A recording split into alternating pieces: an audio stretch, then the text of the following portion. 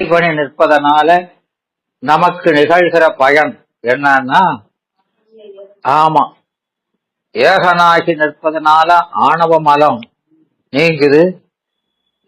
இறைபணி நிற்பதனால மாயை கண்மம், அது ரெண்டும் நமக்கு ஆன்மாவுக்கு வேறாக நின்று பந்திப்பது. அது உடனாக நிற்கு பந்திக்கிற அந்த மலத்திலிருந்து நீங்குவதற்கு நாம ஏகனாகி நிற்கிறோம் இல்லையா? நமக்கு வேறாக இருந்து பந்திக்கிற அந்த மலத்துல இருந்து நீங்குவதற்கு நாம என்ன செய்யறோம்? இறை வழியில நிற்கிறோம். அப்படின்னு அந்த ரெண்டு வகை மலங்கள் நம்மகிட்ட 3 மலை இருந்தாலும் அது எப்படி இருக்குது? 2 வகையா இருக்குது. மலமெல்லாம் எப்படி இருக்குது? 2 வகையா. என்ன வகையெல்லாம் அப்படின்னா, அதாவது அறிவில உடனா நிற்பது ஒன்று, வேறா நிற்பது ஒண்ணுன்னு இருக்குது. அப்போ அந்த உடனாய் நிற்கிற மலம் அது போறதுக்கு ஒரு ட்ரீட்மெண்ட் கொடுக்கணும் இல்லையா? அப்புறம் வேறா நிக்கிற மலம் நீங்கிறதுக்கு ஒரு ட்ரீட்மெண்ட் கொடுக்கணும். அப்போ நம்ம அறிவுல உடனா நிக்கிற அந்த ஆணவ மலம் நீங்குவதற்கு நாம அந்த ஆணவத்துக்கு பகை எது? ஆணவத்துக்கு பகை எது?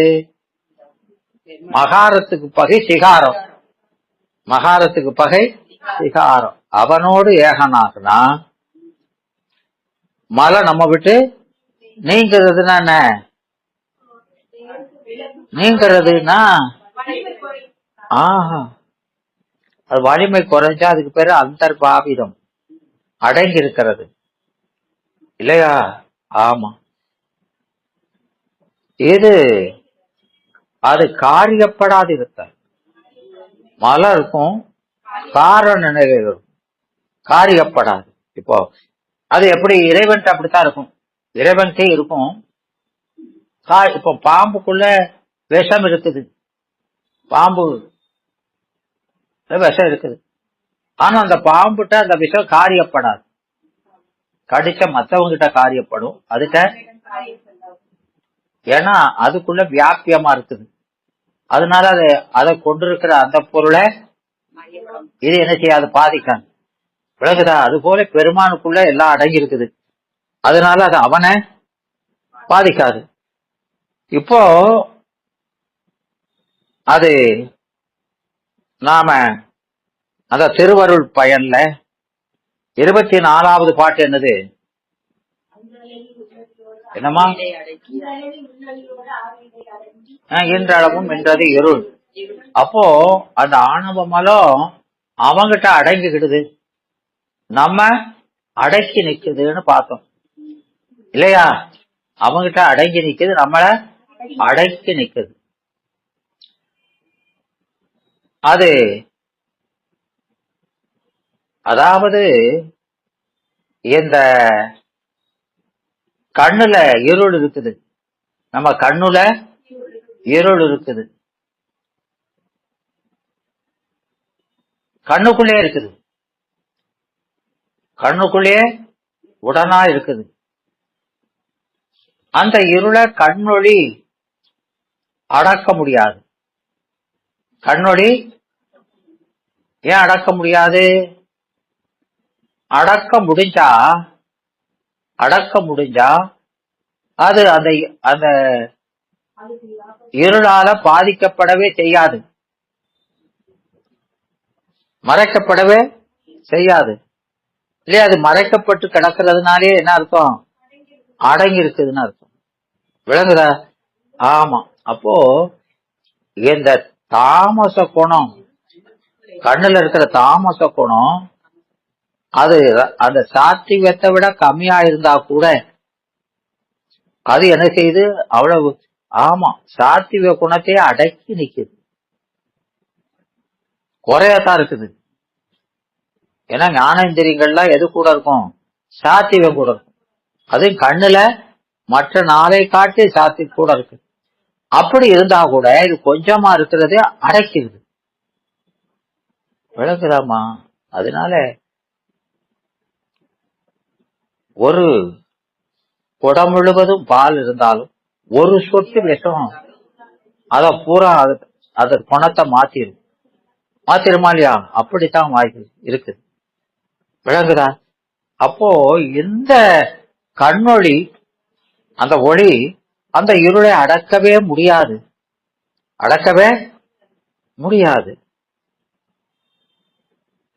அதான் அங்க ஆவியிடை நின்றதுங்கிறார். உள்ளொளிக்கு அடங்கி இருக்குது, சிவ ஒளிக்கு அடங்கி இருக்குது, ஆன்ம ஒளிய அடக்கி நிக்குது. விளக்குதா? அதனால நாம என்ன செய்யணும்னா, அப்ப எதுல அடங்குதோ அது கூட நாம சேரணும். விளங்குதா? நாம எந்த ஒளி அதை அடக்க முடியாதோ அந்த ஒளியோடு சேர்ந்திருக்கும். இப்போ மாயை ஒளிதான், அது நமக்கு பூஸ்ட் பண்ணி தான் தருது. ஆனாலும் அந்த ஒளி, அந்த ஆணவத்தை முழுமையாக அடக்க முடியாத ஒளி, அது கூட சேர்ந்ததுனால அது ஏகதேசமாக அடக்குவது. அப்போ நம்ம கண்ணு இருக்குல்ல, அந்த ஒளி அந்த ஏகதேசமா கூட முடியல, அடக்க முடியல, அவ்வளவு நோஞ்சானா இருக்கு. விளங்குதா? எப்படி விளங்குது? ஒரு மார்க்கமாத்தான். ஏன்னா அப்படி கொஞ்சமா அடைக்கிறதுன்னா வெளிச்சம் வராட்டா கூட லேசா தெரியணும், முழுசும் தெரியாட்டா கூட லேசாவாது, நமக்கு சுத்தமா தெரிய மாட்டேங்குது. லைட் அணைச்சிட்டா அப்போ நாம கொஞ்சம் கூட அதை அடக்க முடியலன்னு தெரிஞ்சுதா இல்லையா? ஒரு ஏகதேசமா கூட நம்மால, அப்ப அந்த விளக்கு செய்யறத கூட நம்மால செய்ய முடியல, அவ்வளவு நோஞ்சானா இருக்கான். விளங்குதா? அப்போ நாம அதிலிருந்து மேழுவதற்கு இந்த மாயை துணை சேர்ந்திருக்கிறோம்னா, இந்த மாயை அதை முழுமையாக அடக்க முடியாத ஒன்று. அதனால அது ஏகதேசமா அடக்கிறதுனால மயக்கம் என்ன வருது? ஒரு மயக்க அறிவு. அந்த மயக்கம், ஐயா நீங்க ஒண்ணுமே தெரியல, அது ஒரு நிலை. கொஞ்சம் தெரியுது, கண்ணே தெரியாம இருக்கிறது துன்பம் தான். கண்ணு சரியா தெரியலன்னா அதுவும் துன்பம் தான். மேடு பள்ளமா தெரியுது, பள்ளம் அது அதை விட டேஞ்சர், அதை விட இல்லையா விபரீதமா அறிகிறோம். அதுதான் இந்த சகல நிலை. விலகுதாமா? அப்போ நாம அந்த பூரணமா அதை அடக்கக்கூடிய ஒரே பொருள் எது? ஆமா, அந்த சூரியனை போல, கண்ணுக்கு சூரியனை போல நமக்கு சிவஞானம். அப்போ இந்த கண்ணு அந்த சூரிய ஒளியை சார்ந்தாச்சுன்னா அது இந்த கண்ணுல இருக்கிற அந்த தாமச குணத்தை முழுசா அடைக்கிறோம். அப்ப நமக்கு வியாபகமான கண்ணுக்கு காட்சி கிடைக்குதா இல்லையா? ஆமா, அப்படி கிடைக்கிறதுனால காட்சி கிடைக்கிறது அறிவு விளக்கம், காட்சி கிடக்கிறது அறிவு விளக்கம். அந்த காட்சி விளங்கின கண்ணை கொண்டு எதை பார்க்கணும்? கண்ணு நல்லா தெரியுது, இப்போ முன்னால கண்ணு சரியா தெரியாம இருந்து இப்ப நல்லா தெரியுது. அப்படின்னா கண்ணு தெரிஞ்சா அதை வச்சு என்ன செய்யணும்? என்னமா?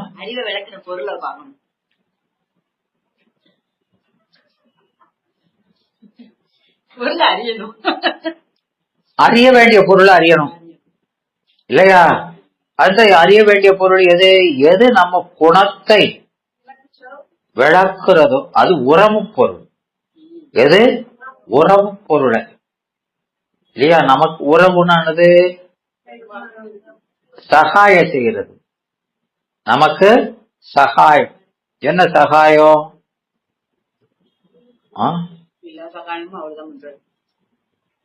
என்ன சகாயமா?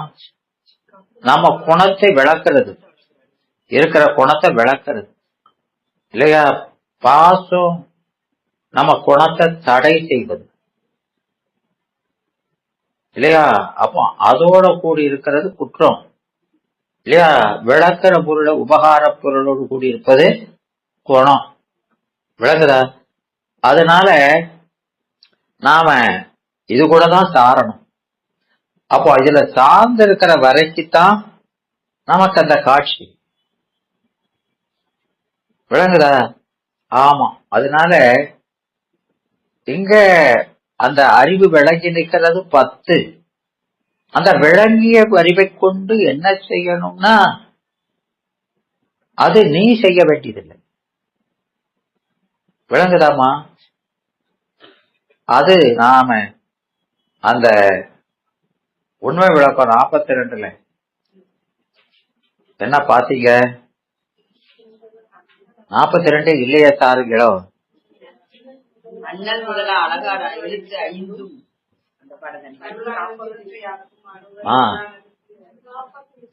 அப்படின்னா என்ன சொல்லு தாய்? என்னன்னு சொல்லு. அந்த திருவைந்தெழுத்து வந்து நம்மளுக்கு நகர மகரத்தை நீக்கி அருளை கொடுக்கும் அப்படிங்கறது அந்த பாடல். அண்ணல் முதலா சிகார முதலாக இல்லையா? அழகார் எழுத்தைந்து நம்ம அறிவை பெருக்கக்கூடிய அஞ்செழுத்து, பிரகாசிக்க செய்கின்ற அஞ்செழுத்து இல்லையா? எண்ணில் கணிக்கிறது, அறிவினால கணிக்கணும்.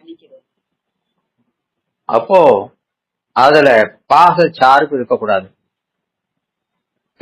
ரா பகல் அற்ற, இரவு பகல், இரவு மகாரம், பகல் நகாரம். இந்த நகார மகாரங்கிற பாசம் இல்லாம சுத்த இன்பம், என்பத்த நன்னி. அப்போ நாம இத ரெண்ட விட்டா அந்த ஆன்மா யகாரம் நகார மகாரத்தோடு கூடியிருந்தது ஊனம், ஊன நடனம் இல்லையா?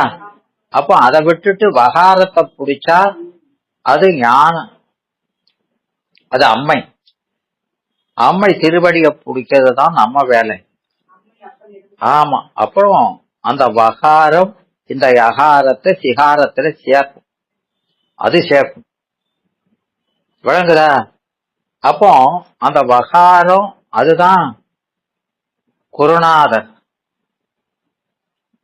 அந்த வகாரம் குருநாதர். அது முதல்ல எப்படி இருந்தது? தோன்றா துணையா இருந்தது. இருந்து நம்ம தபத்துல செலுத்திச்சு.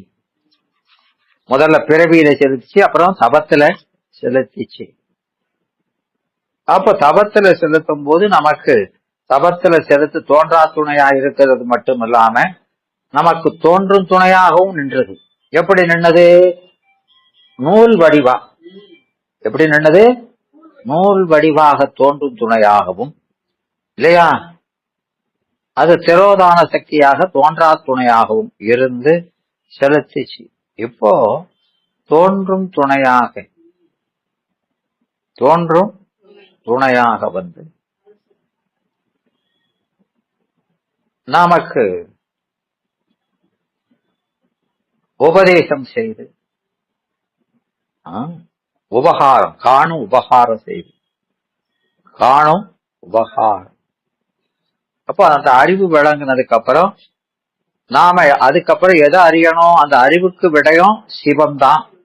அப்ப சிவத்தை விளக்குறதுன்னா சிவத்தின் குணத்தை விளக்குவதுதான். குணம்ங்கிறது அவனுடைய அருள், அருளை விளக்குறது, அதை அறிவிக்கிறது. அப்படி அறிவிக்கிறதுக்கு பேர் தான் காணும் உபகாரம் இல்லையா? அப்போ அதை அறியறதுக்கு நம்ம அறிவை தகுதிப்படுத்துவது காட்டு உபகாரம் இல்லையா? நம்ம அறிவை தகுதிப்படுத்திக்கிட்டு அதுக்கப்புறம் அறிவிப்பது காண உபகாரம். விளங்குதா? நம்ம அறிவை தகுதிப்படுத்தினா அதுக்கு பேர் என்ன பேரு? காட்டு உபகாரம். அதுக்கப்புறம் அவனுடைய உபகாரத்தை நமக்கு சொல்றானா இல்லையா? அப்ப நாம அறியக்கூடிய ஒரு ஆற்றலை கொடுத்ததுக்கு அப்புறம் தான் அறிவிக்கணும். அப்படி செய்யறது காண உபகாரம். இத ரெண்ட செய்யறான் இல்லையா? அப்படி செய்யறதுனால நமக்கு அவனை அறிய அறிய அன்பு பெருகுது. அந்த திருவடியை சிக்கனு பிடிச்சிருக்கோம். இதுதான் முக்தி நெட்டைன்னு சொல்றோம் இல்லையா? அப்ப இங்க இதுல என்ன அப்படின்னா, இதெல்லாம் செய்ய வேண்டாம், காட்டுனா போதும். காண உபகாரம் எல்லாம் வேண்டாம். யாரு சொல்றது? அதுதான் கடைசியில போன வகுப்பு கடைசியில் முடிச்சோம். ஆமா, அது முக்கியமான ஒண்ணு. அத யாரும் எழுதல,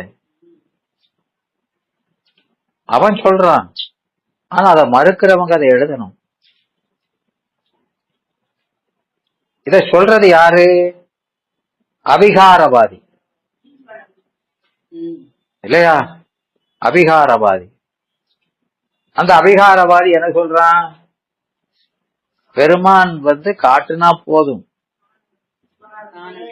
ஆமா, இப்போ இதுல திருட்டாந்தம் எது? ஓம எதுனா கண்ணு. கண்ணுக்கு சூரியன் அந்த கண்ணினுடைய ஒளியை விளக்குவது, கண்ணோடு கலந்து கண்ணுக்கு காட்சியை விளக்குவது காட்டு உபகாரம். பொருளோடு கலந்து இல்லையா? ஆமா, இவனை காண செய்யறது காண உபகாரம். இப்படி ரெண்டு உபகாரத்தை செய்துன்னு சொல்றோம் இல்லையா? ஆமா. அப்ப அவன் என்ன சொல்றான்? நீ சொன்ன திருட்டாந்தத்துல இப்படித்தானே சொல்லி இருக்குத. சாட்டாதிகம் ஆன்மா. இதே போல ஆன்மாவுக்கு இறைவன் சூரியனா இருக்கிறது இறைவன், கண் போல இருக்கிறது ஆன்மா. அவன் அறிவை விளக்கணும், அறிய வேண்டிய பொருளையும் காட்டணும். அறிவை விளக்கிறது காட்டு உபகாரம், பொருளை விளக்கிறது காணும் உபகாரம். இதை ரெண்டையும் செய்யணும். இதை ரெண்டையும் செய்யலைன்னா ஆன்மாவுக்கு தானா ஒண்ணு அறிய முடியாதுன்னு சொல்றான். அதெல்லாம் வேண்டாப்பா. அது திருட்டாந்தகமும் தாட்டாந்திகமும் ஒன்னா இல்ல, ரெண்டுக்கு வேறுபாடு இருக்குது. நீ சொன்ன திருட்டாந்தத்துல கண்ணு சடம், கண்ணு அதுக்கு காட்டணும், கூட இருந்து காணணும் உயிர். தாட்டாந்திகத்துல அப்படி இல்ல, ஆன்மா சடம் இல்ல. இந்த கண்ணு மாதிரி ஆன்மான்னு சொல்ற மாதிரி இல்ல. என்ன சொல்றான்? மாதிரிகள் இல்ல, அது அறிவுடையது, அறிவுடையது. ஆனா நீ என்ன சொல்ற? இந்த ஆன்மா அறிவிச்சாதான் அறிவுங்கிற.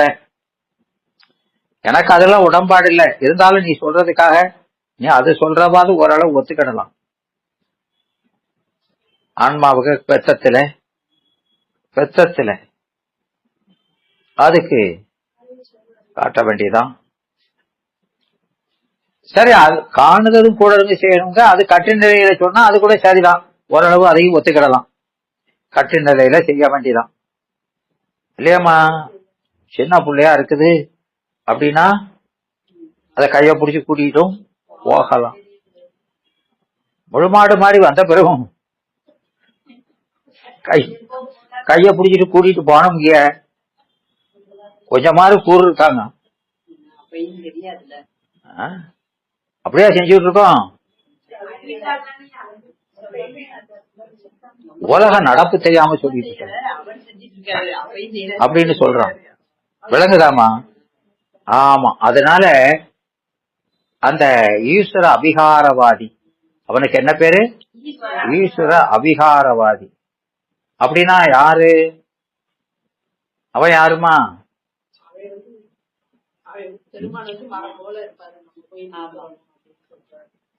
அதாவது அந்த ஈஸ்வர அபிகாரவாதியினுடைய கொள்கை தான் என்ன?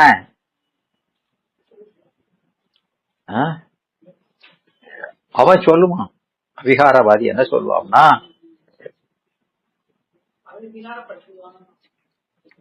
ஒரு குடம் இருக்குது, ஒரு குடம், அந்த குடத்துல பல ஓட்டைகள் போட்டிருக்கு. அது என்ன ஓட்டை? குடத்தை செஞ்சு ஓட்டையும் போட்டு வச்சிருக்கு.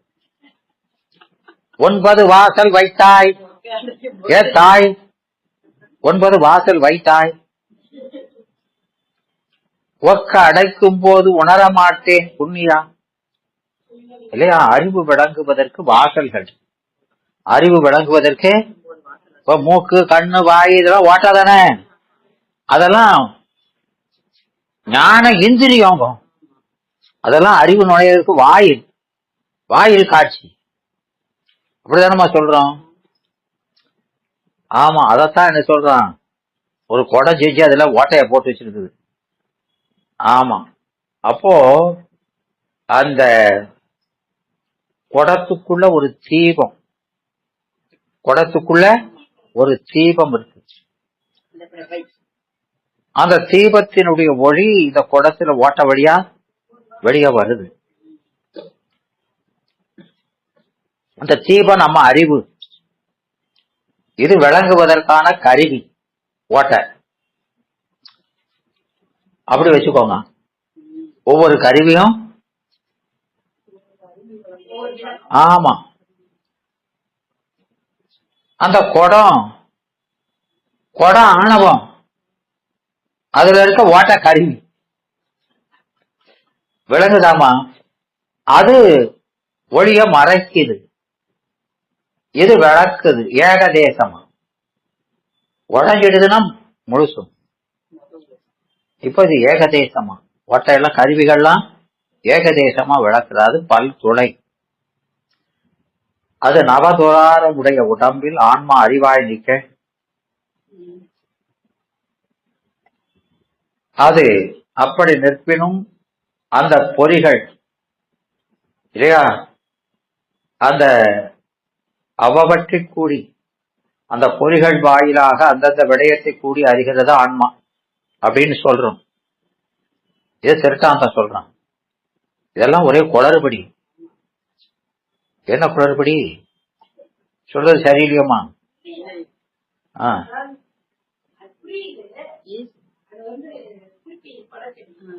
அப்படி இல்லை, அவன் சொல்றது சுத்த தப்பு.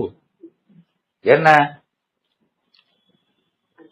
இந்த ஆன்மாவுக்கு இயற்கையாகவே அறிவு இருக்கிறதா சொல்லிட்டான். விளங்குதா? அப்போ இந்த ஓட்டை ஏகதேசப்படுத்துதுங்க. அப்படியே சரி, இது வழியா தான் ஆன்மாவுக்கு உள்ள போகுது, இது வழியா வெளிய போகல. விளங்குதா?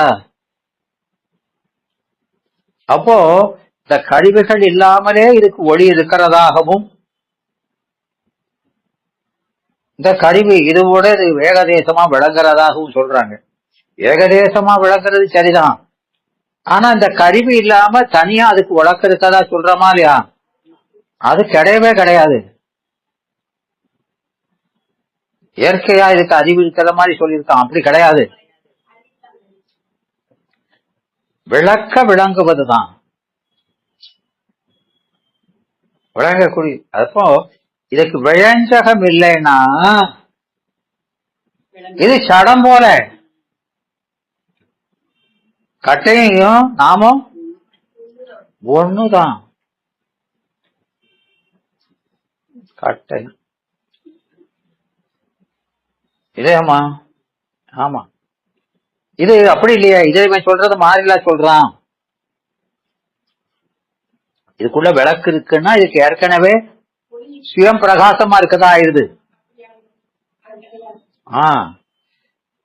அதுக்கு ஏற்கனவே இருக்கிறதாகவும் இதுதான் ஏகதேசப்படுத்தி. அப்படிலாம் கிடையாது. புரியுதாமா? ஆமா, அதனால எது மலபரிபாகம் சத்தினிபாதம் எல்லாம் வந்துருச்சுன்னா முதல்வன் திருவருளாத ஞானத்தை பெற்று வெயிலில் சிறந்தவன் ஒருவன் எப்படி மரநிழலை அடைந்து சுகம் பெறுகிறானோ அதை போல இந்த பிறவிதான் வெப்பம். அதுல கலந்து சுழண்டுகிட்டு இருக்கவன் மர நிழலை பார்த்த உடனே அதுல நின்னுகிடுவான். அந்த மர நிழல் போய் இவனுக்கு கொடை பிடிக்காது, ஐயோ பாவமே அப்படின்னு. இவன் அப்போ இவனுக்கு வேணும்னா என்ன செய்யணும்? போய் நினைக்கணும். அதெல்லாம் அப்படி வர முடியாது. ஏன் வர முடியாது? ஏன் வர முடியாது? ஏன் வர முடியாதுன்னா ஒருத்தர் 2 பேரா இருக்கான் இல்லையம்மா. போற்றி பகரோட 2வது போற்றி என்னது? என்னடா பார்த்து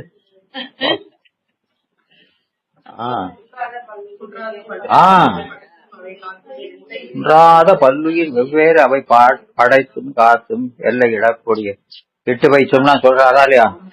ஆமா, குன்றாத பல்லுயிர் வெவ்வேறு உயிர். அப்போ பல் வேற வெவ்வேற வேற. அதுக்கு இதுக்கு என்ன வித்தியாசம்?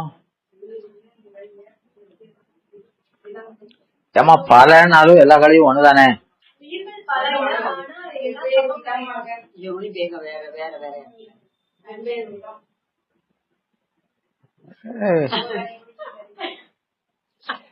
சரிதான், நல்லா சொல்லுதம்மா, சரிதான்.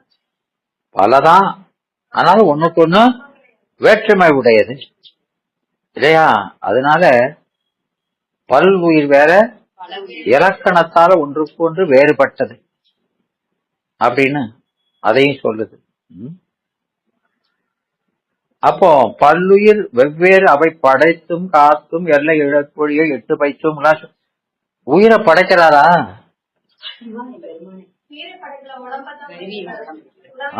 அப்படி உயிர் தான் சொல்லி இருக்குது. குன்றாத பல்லுயிர் வெவ்வேறு அவை படைத்தும் தானே சொல்லி இருக்குது. என்னடா இங்க பல்லுயிர் அவை வெவ்வேறு படைத்தோம்னா வெவ்வேறான தனுகரணாதிகளை, அதுக்கு அறிவு விளங்குவதற்கு வெவ்வேறு தனிகராதிகளை படைத்தும்னு சொல்லணும். விளங்குதா? நாம படைக்கப்படுவதெல்லாம் காரிய பொருள் இல்லையா? சித்து காரிய பொருள் அல்ல. காரிய பொருள்னா தோன்றி நின்று அழிகிற பொருள். அதெல்லாம் சடம். தோன்றி நின்று அழிஞ்சாலும் சடமாத்தான் இருக்கணும். அப்ப அதுக்கு தேவையான சடக்கருவிகளை படைக்கிறது தான். விளங்குதா? அதனால இங்க இதெல்லாம் வந்த பிறகு இவன் போய் அதில் நின்றுகிடணும், மர நிழல்ல போய் நிக்கணும். அது போல முதல்வன் திருவடி நிழலை அடையும். இப்படி போனதுக்கு அப்புறம் அவன் திருவடி போய் அந்த மரத்துக்காக நின்ன மாதிரி நின்றுடுதுன்னா அதுக்கப்புறம் அதனால அவனுக்கு ஒரு சகாயம் தேவையில்லை. வெளியில நிக்க வேணும் போது இதெல்லாம் தேவைதான். ஆனா மரத்துக்கடை போயாச்சுன்னா அதுக்கப்புறம் ஒன்னும் தேவையில்லை. போவோம், டாட்டா காட்டிட வேண்டியதாங்க. டாட்டா காட்டுறோம்லாமா, உண்மை போதும், உண்மை உபகாரம் எல்லாம் நிப்பாட்டிக்கிறோம் இதோட அப்படின்னு சொல்றாங்க. விளங்குதா? ஆமா. அதனால அதுக்கப்புறம் அது உபகாரத்தை விரும்பாது. உயிர் முதல் உபகாரத்தை விரும்புமாயின் முதல்வனும் பெரிதொன்றின் உபகாரத்தை விரும்புவான். இதுக்கு அவனுடைய இது எப்போதும் தேவைன்னா அவனுக்கும் இன்னொரு பொருளினுடைய உதவி தேவைன்னு ஆயிரும். இவன் அறிவு பொருள், இவனுக்கு ஒரு தேவைன்னா அவனும் அறிவு பொருள் தானே, அவனுக்கும் இன்னொரு பொருளினுடைய உதவி தேவைப்படும் ஆயிரும் அப்படின்னு சொல்றான். அந்த லாஜிக் இதுக்கு இப்படின்னா அதுக்கு அப்படிதான். அறிவுடைய பொருளாக இதுக்கு எப்போதும் வேணும்னு சொன்னா அவனுக்கும் அதே மாதிரி வேணும்னு ஆயிரும். யோசிச்சு சொல்லணும். பேசும்போது நல்லா யோசிச்சு பேசணும். இந்திரியங்கள் உயிர் கொண்டு அறிவதனாலே உண்டாகும் பயன் உயிருக்கு தான், இல்லையா? ஆமா, அந்த இந்திரியங்களுக்கு கிடையாது. இந்திரிய அது மாதிரிதான் முதல்வன் துணை கொண்டு அறிவதால வருகிற பயனெல்லாம் உயிருக்கு என்று முதல்வனுக்கு ஆயிரும். அப்படி இருந்தா இல்லையா? அதனால உயிர்களுக்கு பல்வேறு வகைப்பட்ட அறிவுகள் நிகழ்கிறது. அது முதல்வன் உணர்த்துகின்ற வேறுபாட்டால் நிகழும், இல்லையா? ஒவ்வொருத்தருக்கும் ஒவ்வொரு மாதிரி அறிவு அதனால நிகழும். நிர்விகா அப்படி சொன்னா அவன் நிர்விகாரின்னு சொல்றதுல இருந்து மாறுபட்டுருவான். ஒவ்வொருத்தருக்கும் ஒவ்வொரு மாதிரி உணர்த்தினானா அவனும் வெவ்வேறு மாதிரி மாறுபடணும். அதனால அவன் விகாரப்படுவன் ஆயிடுவான். அப்போ இறைவனை நிர்வாகாரின்னு சொல்றது தப்பாய் போயிடும். அதனால உயிர் இறைவன் அறிவிக்க அறியும் தன்மையின்றி தானே அறியும் தன்மை உடையதுன்னு சொல்லணும். அதனாலதான் நான் என்ன சொல்றேன், அது விளக்கு தானே விளங்கிட்டு இருக்குன்னு சொல்றேன். அப்போ உயிருக்கு இயல்பு தானே அறிகிற அறிவு அப்படிங்கிறான், இல்லையா? முதல்ல கை வச்சுட்டான், அடிப்படையே வச்சுட்டானா இல்லையா? ஆமா. அதனால இந்த உயிர் உடம்புக்குள் இருப்பது, உடம்பு 9 வாயில்களை உடையது. அவ்வாறு இருந்தாலும் உயிரானது குடத்தில் இருக்கும் ஓட்டைகளால் நீர் ஒழுகி விடுவது போல ஓடிவிடாது, இல்லையா? அது உள்ளே வியக்கத்தக்க வகையிலே தங்கியிருக்கும். ஓட்டை இருந்தாலும் ஒளியிடாம தங்கியிருக்கு. இந்த வியப்பினை வருந்தும் உயிர் ஒன்பான் வாயில் உடம்பில் பொருந்துதல் தானே புதுமை என்று சொல்லி நன்னெறி பாடல் அது சொல்லுது. அது பாட்டு இருக்குது. இந்த உயிர் என்னமா சொல்லி இருக்குது? இந்த உயிர் நாம இதுல நாம சொல்றோம், நெடுநாள் உணர்வன் இன்றில்லை என்னும் பெருமை உடைத்து பூலோகம் வரும். அப்படி சொல்லாதேங்க, விளங்குதா? அப்போ நாம நேற்று இருந்தவன் இன்னைக்கு இருக்காமனு அதை பார்த்து ஆச்சரியப்படு. செத்து போயிட்டான்னு ஆச்சரியப்படாத. நேற்று இருந்த இன்னைக்கு இருக்க அப்படின்னு ஆச்சரியப்படு. இறந்து போவது ஆச்சரியம் இல்லை, இருப்பதுதான் ஆச்சரியம். ஏன்னா ஓட்ட இருக்கிற ஒளிவு போகாம இருந்தா எப்படி போகாம இருக்காமனு ஆச்சரியப்படணும். ஒழுகி போனா சரிதான் அப்படின்னு இருக்கணும். புரியுதாமா? இனிமே அப்படி சொல்லுங்க அப்படிங்க. அதனால ஒரு குடத்துக்குள் விளக்கு எரிந்து ஒளி அதிலிருந்து ஓடிக்கொண்டிருக்கும் ஆயின் அந்த ஒளி குடத்தில் எவ்வளவு துவாரங்கள் இருப்பினும் அவற்றின் வழியே ஒழுகி ஓடிவிடாது. அது போலத்தான் ஆன்மாக்கள் அறிவாய் இருக்கிறதுனால அவை இந்த உடம்பினுள் வியக்கத்தக்க முறையில் தந்திருக்கிறது. அதுதான் ஆச்சரியம். அனித்தியமான ஞானத்துக்கு இடனாதல் சீவான்மாவின் சிறப்பிலக்கணம். சிறப்பிலக்கணத்தையே மாற்றான். நம்ம அறிவு அனித்தமான அறிவோடு இருக்கிறது தான் சிறப்புங்கிறோம். நாம் அதை தடத்தம்ங்கிறோம். மாறுபட்ட அறிவோடு இருப்பது தடத்தம்ங்கிறோம். இப்ப மாறுபட்ட அறிவோடு இருப்பதுதான் ஆமா அது இலக்கணம் என்று அதுக்கு தர்க்கநூல் அது சொல்லியிருக்குன்னு அவனே சொல்றான். தர்க்கநூல் தர்க்கவாதிகள்லாம் எந்த சமயத்தை சேர்ந்தவங்க? என்னமா? புறச்சமயம். புறச்சமயம். அதனால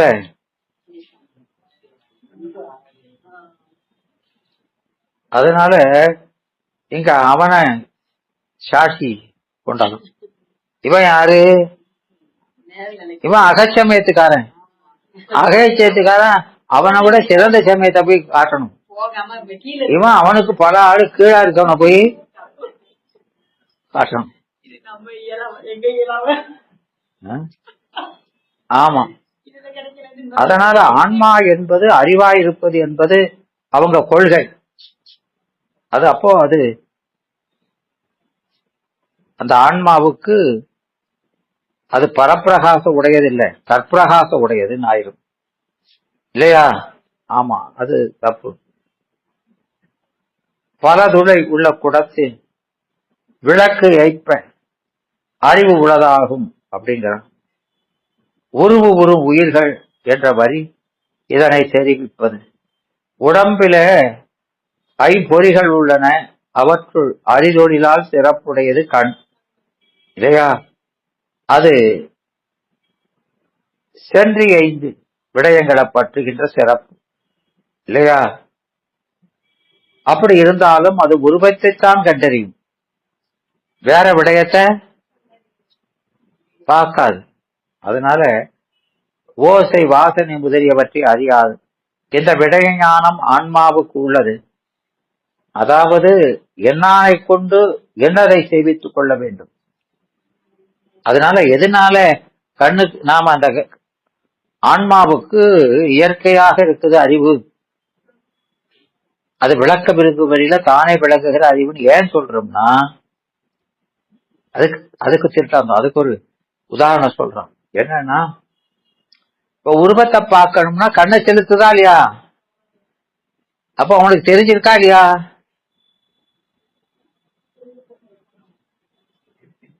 தெரிஞ்சிருக்கா இல்லையா? என்னம்மா? இல்லம்மா, இப்போ பொறிகள் வாயிலா தான் நீங்க அறிவு வருதுங்கயா. இவன் பொறிகளை செலுத்துறானா இல்லையா? பொறிகள் அறிவதற்கு முன்னாலே பொறிகளை செலுத்துறது யாரு? ஆன்மா. அப்ப முதல்ல அவனுக்கு அறிவு இருக்குதே, இதனாலதான் அறிவு வருதுங்க அப்படி சொல்லாதாங்க. புரியுதா? அவன் ஏன் இப்படி சொல்றான் காரணம் புரியுதாமா? ஆமா. வாசனைனா மூக்கை செலுத்தணும், சப்தம்னா செவியை செலுத்தணும் அப்படின்னு செலுத்துறதுன்னா என்ன அர்த்தம்? முதல்ல அதுக்கு அறிவு இருக்குது. நீ பொறிகள் வழியா தான் அறிவு வருது, அதான் வாயிருங்க. அப்படிலாம் சொல்லாத. இப்பதானே சொல்லிட்டு இருக்கோம் வாயில் காட்சின்னு. அதெல்லாம் அழிங்க அப்படின்னு சொல்றான் அவன். சரியாது? ஏன்? என்னடா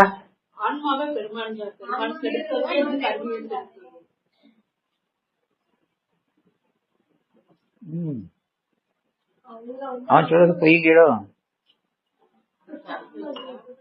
ஆன்மா நீங்க கண்ணை செலுத்தலை, நீங்க கண்ணை செலுத்தலை.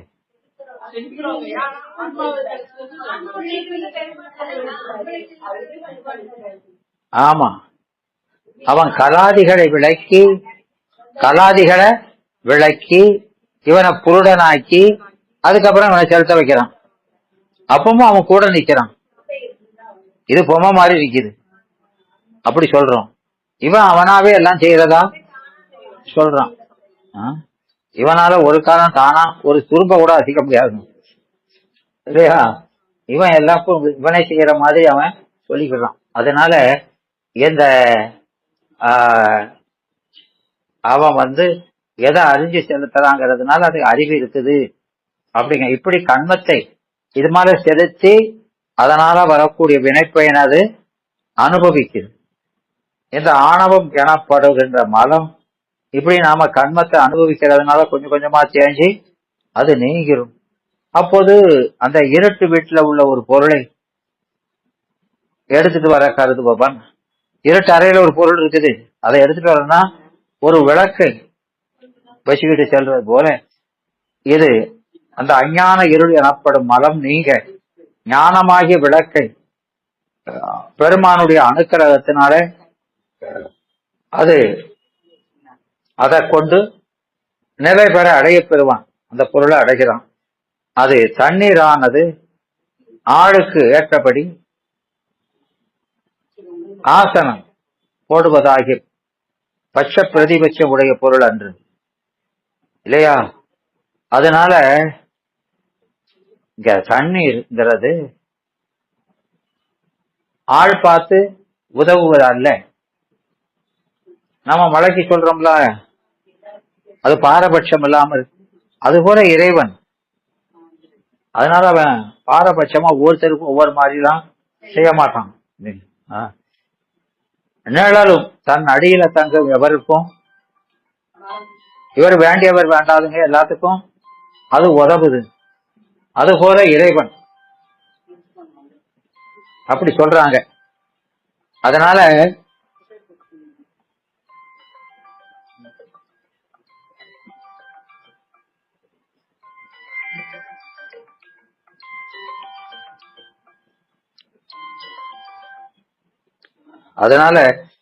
அது அது போலத்தான் நிழலும் தன் அடியில தங்குற எவருக்கும் இவன் நல்லவன் கெட்டவன் பார்த்து பார்த்து நிழல் கொடுப்பது இல்லை இல்லையா? அதுபோல இறைவன் அவன் தன்னடைந்தாருக்கு மிகுதியாக நன்மை தருப்பவன். அதனால அவன் அச்சினாருக்கு இணையனுங்கிறோம். என்ன சொல்றான்? பெருமானுக்கு பேரு தானே. அதெல்லாம் படிச்சுட்டு இப்படி எல்லாம் பேசுறிய, உங்களைத்தான் சொல்லுதான். ஏமா சார்ந்தவருக்கு இன்பங்கள் தலைக்கு வண்ணம், அப்ப நீதானே காரணம். அவன் வந்து செய்வாங்க அப்படி சொல்லாதீங்க. சார வேண்டியது யாரு? நீதான் போனோம். உனக்கு நல்லது வேணும் நினைச்சணும் அப்படின்னு சொல்றான். அதுக்கு நம்ம பாட்டிய நம்மகிட்ட காட்டுதான், நம்ம திருமுறை எடுத்த சொல்லுதான். அதனால அவன் வந்து உங்களுக்கு வேண்டிய மாதிரி செய்யணும்னா அது அவன் தண்ணி போல நிழல் போல பாரபட்சம் இல்லாதவன். அவன் அப்படி செஞ்சாமன்னா அவன் விகாரம் அடைஞ்சிருவான். ஒவ்வொருத்தரும் ஆளை பார்த்து பார்த்து செஞ்சாமன்னா விகாரம் அடைஞ்சிருவான்.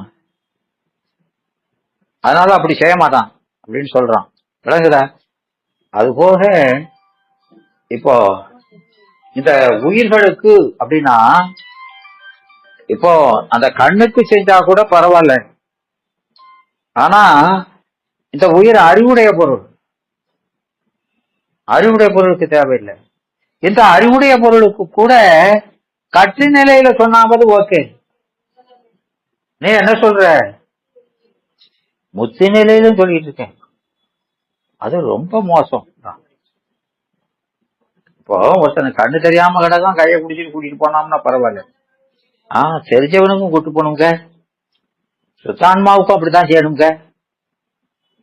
இது உனக்கே நல்லா இருக்கா? ஆமா. அப்போ அவன் காட்டு உபகாரம் மத்தனம் செஞ்சா போதும். காணு உபகாரம் செய்தா அவன் விகாரம் அடைஞ்சிருவான். இவன் அறிவுடையதானே இப்படி போ அப்படின்னு சொன்னாலே போதும். காணு உபகாரம் செய்ய வேண்டாம் அப்படிங்கிறது அவனுடைய அந்த அபிகாரவாதியினுடைய கொள்கை. அதனால நீங்க அந்த உபகாரம் காணும் கண்ணுக்கு காட்டப்பட போல காண உள்ளத்தை காட்டி காண்டலின் அப்படிதானே படிக்கிறோம். கண்டு காட்டலின்னு கண்டு காட்டி காண்டலின் இல்லையா? இப்போ எப்படி சொல்றோம்? கண்டு. அப்போ முதல்ல கண்டுங்கிறது என்னது? எதை அறிவிக்கணும்னு அறிந்து கொண்டு அதுக்கு தந்தாப்புல நம்ம அறிவை விளக்குறது காட்டுதல், அப்புறம் காண செய்தல், கூட இருந்து விடயத்துல பற்ற செய்தல் அப்படின்னு 3 சொல்றோம் இல்லையா? அப்போ அதை அவன் மறுக்கிறான். அப்படியெல்லாம் செய்ய முடியாது, அப்படி செய்ய மாட்டான் அப்படின்னு சொல்றான். அதனால இங்க அந்த காணும் கண்ணுக்கு காட்டும் உடம்போல காண உள்ளத்தை கண்டு காட்டலின் அயரா அன்பின் அரண்கடல் செலுமை. காணும் கண்ணுக்கு, அப்போ காட்ட காண்பதாகிய கண்ணுக்கு அது காணுதல் பொருட்டு, அது அந்த உருவத்தை காணுமாறு இல்லையா? தான் முதல்ல கண்டு காட்டி, காட்டினா பிரிப்பின்றி உடங்கி ஏந்து நின்று அதற்கு காட்டி, காட்டும் போது எப்படி இருக்கணும்? உடனாய் நின்று காட்டணும். இல்லையா? காட்டுறது போது வேறா நின்று காட்டணுமா, ஒன்னா நின்று காட்டணுமா, உடனா நின்று காட்டணுமா? ஏன் அப்படி சொல்றீங்க? காட்டும் போது வேற ஆளா சொன்னோம். என்னப்போ கூட இருக்கிறாரு, வேறா இருக்கிறாருங்க. என்னப்பா? நம்ம அறிவை தகுதிப்படுத்துறதுக்கு அவர் வேற இருந்து சொல்லணும், அறிவு விளக்குறதுக்கு உடனே இருந்து விளக்கணும். புது பாடம் சொல்லி கொடுத்தாங்க. நீ ரொம்ப தெளிவா இருக்கம்மா. இவ மயக்குனாலும் மயங்க மாட்டேன். இவ நம்ம சாமர்த்தியமா மயக்குதவன். அவரு வேற அதுதான் அங்க அது நமக்கு 5ஆம் நூற்பாவிலே சொல்றாரு. காட்டும் பொழுது காட்டுறவன் வேறான்னு சொல்றது அதுக்கு அர்த்தம் வேற. ஒன்னடக்க ஒன்னு அந்த மாயாவாதி மாதிரி தூயக்கூடாது இல்லையா? இறைவன் இல்லாம இறைவன் என்று ஒண்ணும் இல்லைன்னு சொன்னா, இறைவனை தவிர ஒண்ணுமே இல்லைன்னா அப்படின்னா அவர் தான் சொல்லியிருக்காருங்க. அவர் சொன்னது என்ன? அவர் இல்லாம ஒரு பொருளுக்கும் குணமும் தொழிலும் விளங்குவதில்லை அப்படின்னு அர்த்தமா சொன்னா, ஒன்னடக்க ஒன்ன புரிஞ்சுக்கிட்டு சொல்றது விளங்குதா? அவனை தவிர வேற ஒண்ணுமே இல்லது அப்படி சொல்லக்கூடாது இல்லையா? அப்போ அவன் காட்டும் பொழுது வேறா இருக்கிறான்னா, காட்டுறவனுடைய இலக்கணம் வேற, நம்ம இலக்கணம் அது எப்பொழுதும் அது அதிசூக்கம் அறிவாத்தான் இருக்கும். இது கேட்கறது எப்போதும் தோலமா தான் இருக்கும். அந்த சூழ சூக்கும பேதம் எப்போதும் உண்டு, முக்கியப்பட்டாலும் உண்டு. அதுதான் வேறு. இவன் அங்க நிக்கா இங்க நிக்காம சொல்லி சொல்றாரு, வேறா நிக்காம. இலக்கணத்தால் வேறுங்கிறத தவிர பொருளால் வேறு அல்ல. புரியுதாமா? அவன் அங்க நிக்கா அங்க நிக்காமனு கண்ட பொருளுக்கு சொன்ன மாதிரி கண்ட மாதிரி சொல்லிருப்பாரு. விளங்குதா? ஆமா. அதனாலதான் அந்த அத சொல்லும் போது நம்ம இதுல நூல்களை சொல்லும் போது அந்த கண்ணும் அறுக்கணும் போல வேறான்னாலும் அது எப்படி சொல்றாங்க? அப்படின்னு சொல்றாங்களா இல்லையா? அங்க அப்படி சொன்னால கண்ணும் அறுக்கணும், அது அங்க இருக்கு இங்க இருக்குன்னு அப்படி பொருள் சொல்லக்கூடாது. அது போல இல்லை. காட்டுறது காண்றதுங்கிறது அந்த காட்டுகிற ஒளி சூக்குமமா இருக்கிறது மட்டுமல்ல, அது மாறாத ஒளி. கண்ணொளி தூளமா இருக்கிறது மட்டுமில்ல, அது காணுகிற ஒளி மாறிட்டே இருக்கிற ஒளி. அப்படி இந்த வேறுபாடு இருக்குங்கிறது தான் இல்லையா? அதனால அது அங்க இருக்கு இங்க இருக்குன்னு அப்படி, அதனால அதை இயைந்துன்னு சொல்லி முடிக்கிறார். இத மாதிரி இருக்கிறாது ரெண்டும் சேர்ந்துதான் இருக்கும்.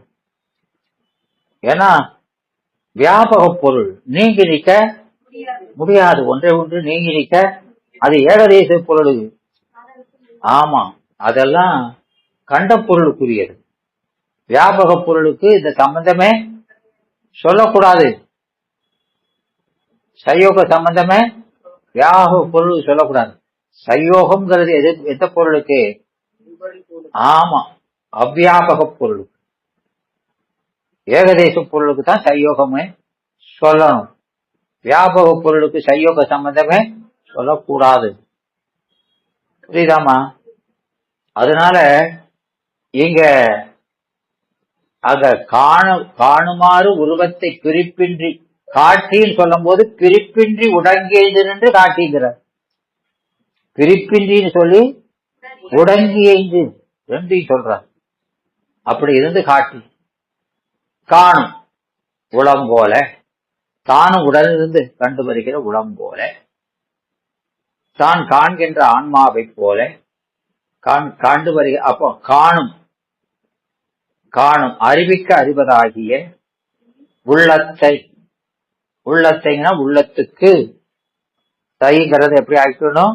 நாலா வெட்டணும். உள்ளத்துக்கு, இங்க உள்ளத்துக்கு ஆன்மாவுக்கு இல்லையா? காண அது விடயத்தை அறியுமாறு அத முதல்ல கண்டு, எதை அறியணும் வினைக்கு தகுந்தாப்புலன்னு கண்டு காட்டி, முதல்வன் பிரிப்பின்றி உடங்கியது நின்று அதனை அறிவித்து. எப்படி அறிவிக்கணும்? கலை வித்த அராகத்தெல்லாம் விளக்கி அறிவித்து, காண்டல் தான் உடனாக இருந்து அறிந்து வருதலால் அத விடயத்துல செலுத்துறது. அறிவை விளக்குனதுக்கு அப்புறம் அந்த விடயத்துல செலுத்துறது. கண்ணொழியும் ஆன்ம போதமும் போலனால கண்ணொழி போல நிற்பது ஆன்ம போதம், ஆன்ம போதம் போல இருப்பது சிவம். அப்படி அறிந்து வருதலால் அதனை, அதனைனா எதனை? அதனைனா என்ன?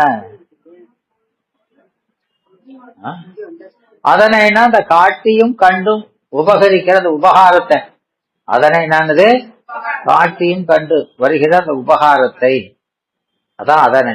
அதனை அவ்வாறு அத்துவிதமாய் நின்று. அப்ப இந்த 11ஆம் நூற்பாவுல அவர் என்ன சொல்றாருன்னா, இது இறைவனுக்கும் நமக்கும் உள்ள அத்துவிதத்தை சொல்வது. அந்நியமின்மையின் அரண்களல் செல்லும்னா இல்லையா, அந்த அனன்யமா நிற்கிறத விளக்குற சூத்திரம் விளக்குதா? அப்போ இந்த ஆன்மா 10 அருளோடு நின்றது, இங்க பொருளோடு நிற்பது. அருளோடு நின்று அறிவு விளங்குச்சு, பொருளோடு நின்று ஆனந்தம் விளங்கும். அப்போ அத்திவிதத்தை தான் சொல்லுது. அத்திவிதம் அங்க 2 முடியல. எங்க வரைக்கும் வருது? 12 வரைக்கும் வருது. வருதாமா? என்னது வருது? கிருகிருன்னு வருதா? ஆமா. இல்லமா, இறைவனை எந்த காலத்திலும் கணப்பொழுது பிரிய முடியாது. மாறா மல்லமகள் அகலாத மண்ணுபோத திருவருள்னு சொன்னாரா இல்லையா? ஆன்மாவை சொல்லும் போதே சொன்னாரு இல்லையாமா? எங்க சொன்னார்? அத இந்த 10வது பாட்டு சிபி 10ல சொன்னாரு இல்லையா? 19லயும் உள்நிலமும் ஒழியதனால் இருளகற்றிப்பார்.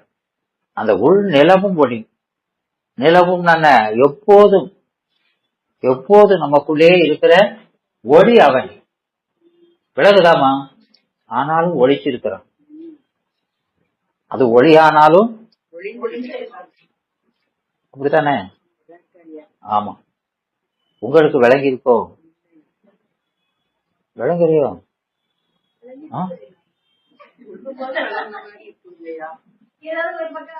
கொஞ்சம் ஏகதேசமா விளங்கிட்டு, ஏகதேசமா ஏகதேசமா விளங்குதமா? ஏகதேசமா விளங்குதுன்னா கருவியை கொண்டுதானே அறியறீங்க. ஏகதேசமா தான் விளங்கும். கருவியே எப்படிதான் ஏகதேச விளக்கம் தருவதுதான் கருவி. நீங்க சொல்றது நல்லா தெரியுதானோ தூப்புன்னு அர்த்தம். நல்லா தெரியுதுன்னா சிவஞானம் வந்தாதான் நல்லா தெரியும். விளங்குதாமா? நல்லா தெரியவே முடியாது. கருவி அது வினைக்கு தகுந்தாக்கள் அறிவிக்கிறது தான் இல்லையாமா? அப்புறம் எதுக்கு இதெல்லாம் சொல்றீங்க சார்? அதான் தெரியலங்க. அதுதான் சார் ரொம்ப நாளா தெரியல.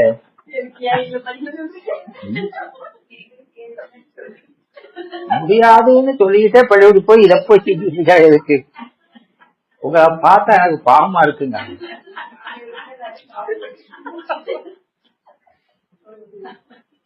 அப்படி சொல்லிடுறீங்க தாய். ஏன்னா இல்ல, அதை நாம 8ஆம் வகுப்பாவிலேயே இந்த கருவிகளோடு இருக்கும் பொழுதே அதை காண்பதற்கு உபாயம் சொல்றாரு. அதுக்கு ஒரு வழி இருக்குதுங்கிறாரு இல்லையா? கருவிகளோடு இருக்கும் போது பற்றினாதான் அதுக்கப்புறம் வர முடியும். அப்போ அப்படி இருக்கும் போதும் பற்றலாம். அதுக்கு ஒரு வழி இருக்குதுங்கிறார். விளங்குதாமா? அது அந்த சீவன் முத்தருக்கு மட்டுமில்ல இல்லையா, இப்ப சாதகருக்கு கூட அதுக்கு வழி இருக்குது. அப்போ அந்த கருவியை நமக்கு வேறாக பார்த்து, ஆமா அந்த ஞானம் உண்மை இது கொஞ்சம் விளங்கும். நீங்க எவ்வளவு அந்நியமா அந்த கருவியை பாக்குறீங்களோ அவ்வளவுக்கு பெருமான். ஆமா, அத அந்நியமா பாக்குறீங்கனாலே வேற ஒண்ண பிடிச்சிட்டு தானே பாக்குறீங்க. அப்போ அதுக்கு உதவுறவனே அவன் தான். அப்போ அந்த சார்பு வர வர உங்களுக்கு சிவஞானம் விளங்குதுன்னு அர்த்தம்ங்கிற. விளங்குதா? அதனால இங்க ஆதானை அவ்வாறு அத்துவிதமாய் நின்று உதவி வரும் பெரும் கருணையை, அதான் இந்த சூத்திரத்துல முக்கியமா அத்துவிதத்தை விளக்குறது, சிறப்பா விளக்குற இடம் இந்த இதுதாங்கிறார். நாம இதுக்கு முன்னால பார்த்ததெல்லாம் பொது, இங்க சொல்றதுதான் சிறப்பு வகை அத்துவிதம். அப்போ அந்த 2ஆம் நூற்பாவுல அத்துவிதம் அதை உணராமைதான் கட்டு, உணர்வதுதான் முக்கியகரமா இல்லையா? இது முக்கிய தானே சொல்லிட்டு இருக்காரு. அதை உணர்வதுதான் முக்கியம். அதான் உறவுகோல். உறவுகோல் இது அந்த அத்துவிதம் தான். விளங்குதா? உறவுகோல் நட்டி உணர்வு கயிற்றினால் முருக வாங்கி கடை முன்னிற்குமைங்கிறாரு. அதான் உறவு, அத்துவித உறவு தான், பிரிக்க முடியாது.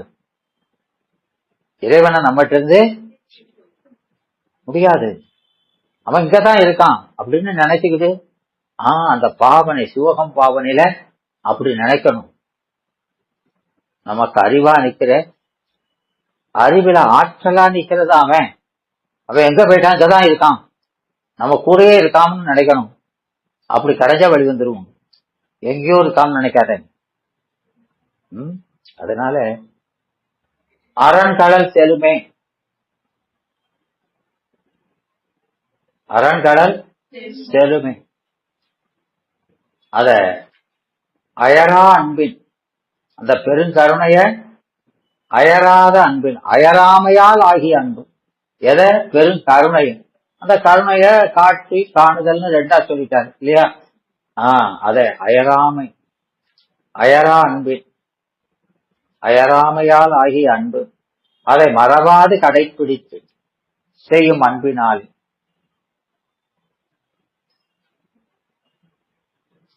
அதை மறவாது கடைப்பிடித்துன்னு என்ன? என்னடா மறவாதுன்னா என்னம்மா? என்னப்பா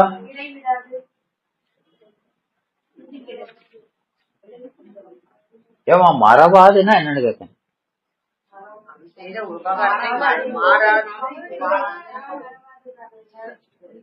மாறாதுன்னா, மாறாதுன்னா அதனை மறவாது அப்படின்னா, இப்ப நாம திருவருள் எதை அறிவிக்குதோ அதை அறிகிறோம் இல்லையா? அப்போ நாம அறிவு பெருமான் அந்த உபகாரத்தை அறியுது. அதுல இருந்து மறவாதுன்னா, அப்படி அவனுடைய கருணை அவன் உணர்ந்த ஆன்மா, அதிலிருந்து இந்த அறிவு வேற இடத்துல இச்சை செல்லாது. இந்த ஆன்மாவுக்கு வேற பொருள்ல இச்சை செல்லாது. அது நோக்கம். நோக்கம்னா இதுதான், அவன் நோக்கம் அறிஞ்சு செய் அப்படின்னு என்ன அர்த்தம்? விருப்பு இல்லையா? பற்று செல்லாதது. வேற ஒரு பொருளை பற்று, தோல் கண்டார் தோளே கண்டார் அப்படின்னு என்னமா? கம்பராமாயணத்து சொல்றார், ராமனுடைய தோளை பார்த்த சீதையோ மற்றவங்க எல்லாம் அதையே பார்த்தாங்க. ஏன்னா அதையே முழுகி பருக முடியலன்னு அர்த்தம். ஏமா ஒன்ன முடிச்சாச்சுல, அடுத்தால போனோம், இதையே பருகி முடியல. அப்போ அந்த பெருமான பார்த்தா அந்த கருணைக்கு எல்லையே இல்லை. அதனால அதை விட்டு அடுத்த பொருளுக்கு. அப்போ மற்ற இதெல்லாம் முன்னால பெருசா தெரிஞ்சதே போனா இப்ப யாவையும் சூன்யம் ஆயிக்குது. இப்ப சத்து அறிஞ்சதுனால மற்றதெல்லாம் நெக்லிஜிபிள் ஆயிக்குது. முன்னால அதுதான் பெருசா தெரிஞ்சது, அதனால அங்க போச்சு. இப்ப அதெல்லாம் அற்பமா தெரியுது. மற்ற சுகமெல்லாம் அற்பமா தெரியுது. அப்போ அது உலகம் காட்சிப்பட்டாலும் அற்பமா தெரியுது இல்லையா? இல்லையாமா? அது 10ஆம் நூற்பாவுல 2வது அதிகாரம் கடைசி பாட்டு என்னது?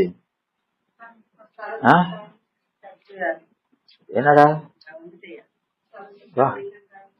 ஒருத்தராவது தாமனு சொல்ல மாட்டேங்குது. யார் சொல்லிட்டா? ஆமா,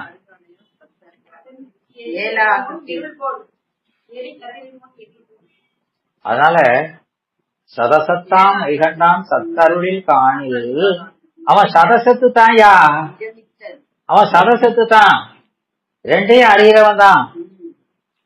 ஆனா ஒரு தடவை இத டேஸ்ட் பார்த்தாச்சுன்னா இங்க வரமாட்டான். விளங்குதா? அதான் சொல்ற சதசத்தான் அவன் மெய்யை இல்லையா, சதசத்தான் மெய் கண்டான். அதன் உண்மை அனுபவம், அந்த சிவத்தை அனுபவிப்பதான் உண்மை நிலை. அதை டேஸ்ட் பண்ணிட்டாம்னா சத்த அருளில் காணி இல்லையா, அதை அனுபவிச்சிட்டோம்னா ஆமா இளமைத்தல் பாசத்தில், பாசத்துல இச்சைய வராது. பாசம் உலகம் காட்சிப்பட்டாலும் இதையவும் பார்ப்பான் அப்படின்னு. முன்னால காஞ்ச மாடு கம்பளம் இந்த மாதிரி விழுந்தது. இப்போ உலகம் காட்சிப்பட்டாலும் இதுக்கு முன்னால் அது பேரனைத்தும் அணுவெனவே உதறித்தல் பேரின்பமாய் வந்த பெருக்கு அப்படின்னு சொன்னாரா இல்லையா? அப்படி உலகம் காட்சிப்பட்டாலும் அது துச்சமா தெரியுது. அது அந்த குமர குருபரர் சொன்னது போல வேம்பன வெறுத்தனன் விண்ணவர் அமுதம். விண்ணவர் அமுதத்துக்காக பாடுபட்டது ஒரு காலம். அடா லூசிப்பேலு இதுக்காகவா அப்படி கடைஞ்சான் அப்படின்னு அவனை பார்த்து பரிதாபப்படுதாரு. குமர குருபரர் என்ன செய்யறாரு, இதுக்கு சாட்டக்காடு போய் கிடக்கும் வேப்பங்காய்ச்சி அப்படின்னு அவங்கள பார்த்து பரிதாபப்படுறாரு. விளங்குறாமா? எவ்வளவு பக்குவம் ஆயிட்டு பாருங்க. அதனால அந்த விண்ணவர் அமுதம் என்பது அது உடலுக்கு பயன் தருவது இல்லையா? இது ஆவிக்கு அமுது. ஆவிக்கு அமுதை எங்க சொன்னாருமா?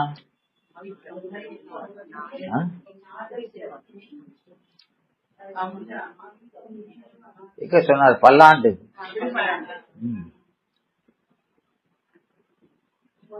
ஆமா.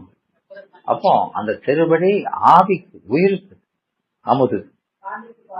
ஆமா. அதனால இந்த உடல் அமுது தேவையில்லை அப்படின்னு நினைக்கிறாங்க. அதனால இங்க அதை மறவாது, அது மறவாத்துக்கு காரணம் என்ன? அது கொடுக்கிற அதான் உழைப்புகள் அரண்பாகம். என்ன சொன்னாரு? 8 சொன்னாரு. காரணம் என்ன சொன்னாரு? அது போனது ஏன் திருப்பாது அப்படின்னு கேட்டாங்க இல்லையா? அதுக்கு என்ன சொன்னாரு? உறவியல் அரண்பாகம் அப்படின்னா என்னமா? என்னடா சத்தமா சொல்லு. உலகியல் அரண்பாதம்னா என்னமா?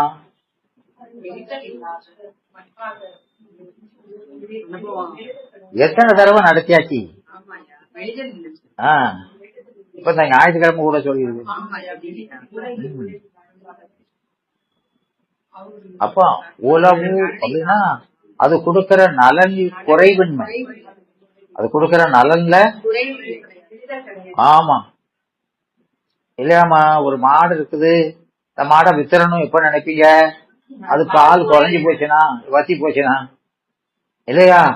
இது கூடிக்கிட்டே இருக்கு. ஒரு நாளைக்கு கறந்ததுன்னா மறுநாள் நிறைய கறக்கு. ஒரு மாடை கொடுப்பானா? கொடுக்க மாட்டான். விளங்குதா? அப்போ அவன் கொடுக்கிற நலன் கூடிக்கிட்டே போகுதுங்கிற குறையல. அதனால அவன் அதை விட்டு நீங்க மாட்டான்ங்கிறார் இல்லையா? ஆமா.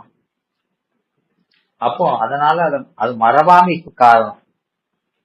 அதனால அதை கடைபிடித்து அந்த பற்று கடைசி வரைக்கும் மாறாததா இருக்குது. ஏன் மாறாததா இருக்குதுடா?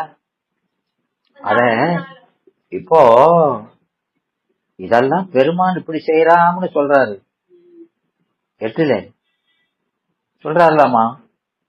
அது நமக்கு அறிவு நல்ல வளர்ச்சி இல்லாத நேரத்தில் அப்படி சொல்றாரு. அவன் கொடுக்கிற நல்ல குறைவில்லைன்னு. ஆனா நமக்கு அறிவு முதிர்ந்துச்சுன்னு வைங்க, அப்போ என்ன சொல்றாருன்னா மாத்தி சொல்றாரு. இப்போ சிவபெருமான் கொடுக்கிற நலன்ல குறைவில்லை. அதனால இந்த ஆன்மா அவனை பற்றி இருக்குன்னு சொல்றாரு இல்லையா? இத இப்படி சொன்ன திருவருள் மேல வச்சு சொன்னவர் ஆன்மா மேல வச்சு சொல்றாரு. விளக்கம் பெற்று ஆமா, இந்த ஆன்மா ஏன் இன்னொன்னு நினைக்க மாட்டேங்குதான்? ஆ? இந்த ஆன்மாவுக்கு இப்ப விளங்குற அறிவு, இச்சை, செயலாம் அந்த சத்தான பெருமானால விளங்குது. அவன்லயா அப்ப அறிவு, இச்சை, செயல் பெருமான் நேரம் விளங்குதா இல்லையா? அது சிவசத்து. மாறாத அறிவு, மாறாத இச்சை இல்லையா? மாறாத செயல் அவன் விளக்குறது தானே. அதனால ஆன்மாவுக்கு இஷ்டம் மாற மாட்டேங்குது. முதல்ல மாயை மாற்றம் உடைய கருவிகளால விளங்கிச்சு, மாறிச்சு. இப்ப அது சிவசத்து அவன் விளக்குறதுனால ஏன் அறிவை போவாதியா?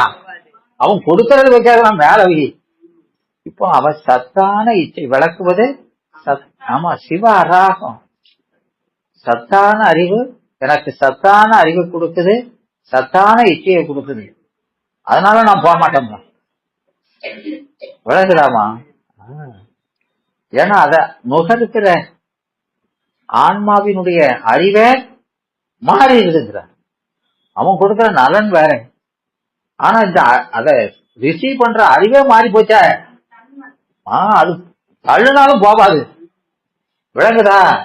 அதான் சொல்றாரு. அதாவது அந்த தருதுயரம் தடாயே உன் சரணங்களால் தரநிலைங்கிறாரா இல்லையா? இல்லையா? ஒரு குழவிய தாய் அரிசனத்தால் இயன்றதாய் அகற்றிடணும். பெத்த தாய் தான் கோபத்துல புள்ளைய பிடி தள்ளி விட்டாலும் அது என்ன செய்யும்? அவளை நோக்கி அழும். அது மாதிரி நான் நீ தள்ளாலும் போக மாட்டேன் அப்படின்னு சொல்றாரு. வழங்குதா? அதான் மாற்றால மற்கட நியாயம். மாற்றால மற்கடன், மாற்றாலம் பூனை குட்டி. இப்போ குரங்கு மாதிரி ஆயிடுச்சு. பூனை மாதிரி இருந்தது இப்போ பிடிச்சிட்டு விட மாட்டேது. அவன் தள்ளினாலும் இது என்ன மாட்டேது அப்படின்னு சொல்றாரு. விளங்குதாமா? ஏன்னா அது நீ விளக்குன அறிவு அப்படி. நீ அது மூலம் விளக்குனா நான் அங்கேயும் போயிட்டு இருந்தேன். இப்ப நீ நேரம் விளக்குது அக்குமா இருக்கு அறிவு. இது மாறாது. அதனால வேற இடத்துல எனக்கு அறிவு போகாதுங்க. விளக்குதாமா? அந்த சொல்ற முறை. ஏன்னா அதுக்கு இயல்பு அந்த அறிவுக்கு அது. அப்போ அதுதான் தற்கரும தருமீன் அப்படின்னா. தற்கரும தருமீனா ஐயா எனக்குன்னு ஒண்ணு இல்ல. உன்னுடைய அப்பா குணம் தான் உள்ள குணம். உன் அறிவு மாறாமல் தான் என் அறிவும் உன்னோட. அந்த சொல்றாரா இல்லையா? உன்னை கண்ட என் வண்ணம் அவ்வண்ணம் அவ்வண்ணம் ஆகிய ஈசன் இருக்கேங்க. விளங்குதா? நூலை போல சேலன்னு சொல்றமா இல்லையா? காரணத்தின் தன்மை காரியத்திலன்னு. காரணம் விளக்குற அறிவு அப்படி இருக்குது, விளங்குறது இப்படித்தான் இருக்கும் இல்லையா? அதனால நீ பிடிச்சாலும் போகாது அப்படி சொல்றாரு. அப்படி சொல்லும் போது சிறப்பா இருக்கலாமா? அதனால அந்த அரண்கடல் செலுமை ஆன்மா அந்த செலுத்துகின்ற முதல் பண்ணது திருவடி ஆகி செலுமேங்கிறார் இல்லையா? அரண்கடல் செலும். ஏன்னா செலுத்துறவன் அவன் தான். நாம யாரு? செலுத்துறவன் பொம்மை. அவன் ஆட்டினபடிதான் இதை ஆடும். இதுக்குன்னு ஒரு தனியா ஒரு அறிவு செயல் எல்லாம் இல்லை. பொம்மை நான் இப்படித்தான் ஆடுவான் அப்படி ஆடுவோம்லாம் என்னதோ இங்க அதிகாரம். என்ன சொல்லிட்டாரு? என்னதோ இங்கு எனக்குன்னு தனியா ஒண்ணு இல்ல. அதான் டோட்டல் சரணாகதி. எல்லாம் உன் செயல் தான். அத உங்களுக்கு அந்த இதுல சொல்லுவாரு 10ஆம் நூற்பாவுல சித்தியார்த்த இல்லையா? அப்போ அவன் கருவிகள் எல்லாம் நாம அவனை சேர்ந்தா நம்பசப்பட்டு இருக்குது இல்லையா? அப்போ இவற்றினோடு இணையுடையான் தாள்கள் வந்தனை செய்து இவற்றின் வழி அருளால் வாட்டி தான் வாட்டமாகி நின்றிடமும் வாட்டமின்றி அப்படி நின்னா கூட வரும் செயல்கள் உண்டே. அப்படி அவன் இடத்துல அப்படி நிற்கும் போது அப்போ வேற ஏதாவது ஒரு வினை வந்தது, வினை வராதுல்ல, அருள் வழின்னா வராது. அப்படி வந்தா கூட இதெல்லாம் பெருமானுடைய சங்கல்பம்னு நினைக்குத, வினைய நினைக்க மாட்டேன். முந்தனுடைய செயல், யாரு முந்தனுடைய செயல் என்று நினைந்து ஒழுக. அப்படி நினைச்சா வினை வருமாயா? எல்லாம் சிவத்தையே நினைச்சுக்கிட்டு இருந்தா வினை வருமா? வந்தாலும் வினைகள் மூலம் உன் அக்கௌண்ட்ல சேராது. விளங்குதாமா? அதுதான் சொல்றாரு. நரகம் புகினும் எல்லை திருவருளாலே இருக்க பெரும் இறைவா உள்ளேன் பிறை தெய்வம் உன்னையெல்லாம் எங்கள் உத்தமனே சொல்றாரா இல்லையா? அப்ப நரகத்துல கொண்டு போட்டாலும் அதுக்கு என்ன நினைப்பேன்? என்னமா நினைப்பேன்? எல்லை என்ன இப்படி போட்டுட்டிய, நல்லா இருப்பியா நீ, அப்படியெல்லாம் சொல்ல மாட்டேன். உன்னை இகழே இல்லைன்னா இகழே. ஏன் எனக்கு இதான் மருந்துன்னு வைத்தியம் நீதான், நீ கொடுக்குற இதுதான் எனக்கு நோய்க்கு சரியான மருந்து. ஆமா, அதை பிரசாதமாக ஏற்றுக்கொள்வேன் தவிர இப்படி குடிச்சாங்க எழ மாட்டேன். விளங்குறாமா? இதான பக்தி, இதான் அறிவு, இதான் மாறாத அறிவு. என்ன கொடுத்தாலும் மாறாத அறிவுதான் ஞானம். மாறாத அறிவுக்கு பேர் தான் ஞானம். மாறுச்சுன்னா அது ஞானம் இல்லை. அழுத்தழுத்து எழுதுனா அது அறிவு இல்லை. ஒரு எழுத்து எழுதுனா அது கல்லில் எழுத்து மாதிரி இருக்கிறது தான் அறிவு. அதனால அந்த அரண்கடல் செல்லும்னா செலுத்துகிறவன் அரண், அவன் செலுத்துகிறவன்ல செல்லும். அந்த செல்லுங்கிறத செலுத்தும் எப்படி சொல்றாரு? செலுத்தும் அறிவில் செல்கின்ற அறிவு செலுத்துகின்ற அறிவுல சொல்லும். விளங்குதாமா? ஆமா, அது தொல்காப்பியத்துல சொல்வாரு. துண்ணூசி கொழில் சென்றபடி துண்ணூசி சென்றார் போல். புரியுதாமா?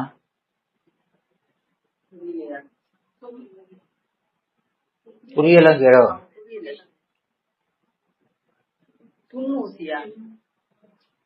துண்ணூசி கொழில் சென்றபடி துண்ணூசி சென்றார்.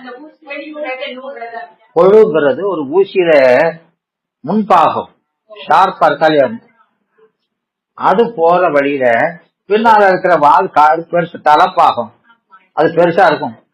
அது தானா அது போனா பின்னால நீதான் உனக்கு முன்னால இருக்கிற கொழு, நாம் பின்னால இருக்கிற பருமையான அறிவு. அந்த நுண்ணறிவு போற வழியில பருவ அறிவு போகும். இதுக்குன்னு ஒரு வழி வச்சுக்கிட்டு போமா, குத்துனாலும் போகாது, மாற்றி வச்சு குத்தி படுற போவா. அப்படித்தான் நான் அப்படிங்கிறாரு. நல்லா சொல்லியிருக்காரா இல்லையா? விளக்குதாமா? அது தொல்காப்பியம். அதனால இங்க நான் நீ செலுத்துற வழி காட்டுகிறவன், நீ நான் காணுகிறவன், அந்த வழியில போவேனே தவிர எனக்குன்னு ஒரு தனி வழி கிடையாது என்று அந்த செலுத்துகின்ற அறிவில அதுதான் அந்த எரிவினை ஒப்புக்குமா. பண்டார சாத்திரம் படிச்சிருக்கீங்களா? நாங்க படிக்காத சாத்திரமா? அதுல பல விதமா சொல்லுவாரு. அதுல ஒண்ணு என்ன சொல்லியிருப்பாருன்னா, ஈசன் நோக்கும் உயிர் நோக்கும் ஒத்தரே ஒப்பாங்க.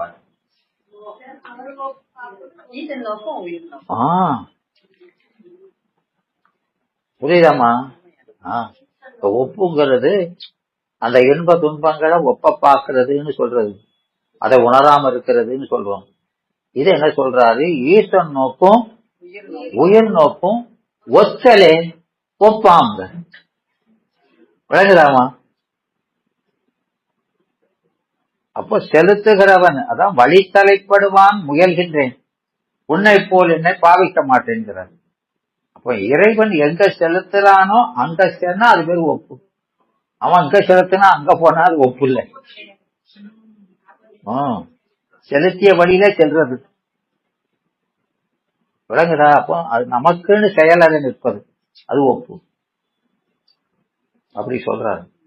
ஒவ்வொருத்தரும் பல மாதிரியா சிந்திச்சு சொல்றாங்க.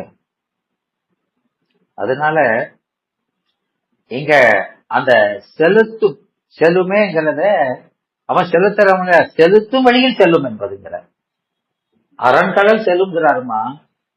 அயரா அன்பினால அரண்கடல் செல்லும், ஆன்மா செல்லும், செலுத்து வழியில செல்லும். அரண் செலுத்துபவன், ஆன்மா செல்பவன். அதனால அவன் செலுத்துற வழியில செல்லும் அப்படின்னு. முதல்வது திருவடியாகிய சிவானந்த அனுபூதிகள். சிவ ஆனந்த அனுபூதிகள் அப்படின்னா நம்ம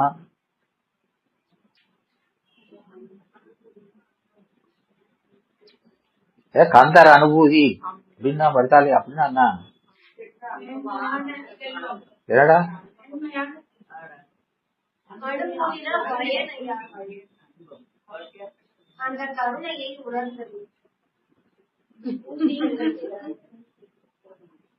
எல்லாம் அவங்களே சொல்லிட்டாங்க, இதுக்கு மேல நான் ஒண்ணு சொல்ல வேண்டியதில்லைங்க. ரொம்ப வேக்காடு ஜாஸ்தியா தான் ஆயிப்போச்சு. நல்லா சொல்றாங்க எல்லாரும், ரொம்ப சந்தோஷமா இருக்கு. அதனால அந்த அவங்க சொன்னதை நான் அழிக்க விரும்பல. அழிக்கலையோ, குழப்ப. அதாவது அந்த பூதி சிவனுடைய பூதி. அந்த இன்பம் என்பது பெருமானுடையது, என்னுடையது அல்ல. சிவனுடைய பூதி செல்வம், அது சுவானுபூதியாக, அதான் அனுபூதி, சுப அனுபூதி. விளங்குதாமா? சிவ அனுபூதி சுப அனுபூதியாகும். எதனாலமா? அந்த சிவனுடைய பூதி, அவனுடைய செல்வம் சுப அனுபூதியா வருதான். எதனால வருதா? ஆமா. அப்போ அவனுக்கு அடங்கினதுனால அந்த உரிமை பற்றி, அதனால அது சி கொம்பு இருக்கால அது தலைமா, சூங்கிறது படிஞ்சிருக்கா இல்லையா, அதனால அதுக்கு அடங்கியதான். எனவே அந்த சீக்கு இந்த சூ அடங்கவே அது பூதி ஆயிட்டுதாங்க. அந்த பூதி இந்த பூதி ஆயிடுது. விளங்குதா? அது சிவ அனுபூதி, அவனுடைய பூதி தான். அது அவனை சார்ந்ததால் சுப அனுபூதியா நமக்கும் வந்திருக்குது. அதுதான் இங்க அந்த முக்கிய இன்பம். சிவானந்த பூதிங்கிறது சிவனுடைய அந்த பூதி சுப அனுபூதியாக மாறுது. அது நமக்கு அந்த அந்த அம்மானை என்னமா? அது அம்மானை ஏமா சொல்லுங்க, அம்மானை என்ன? என்னமா?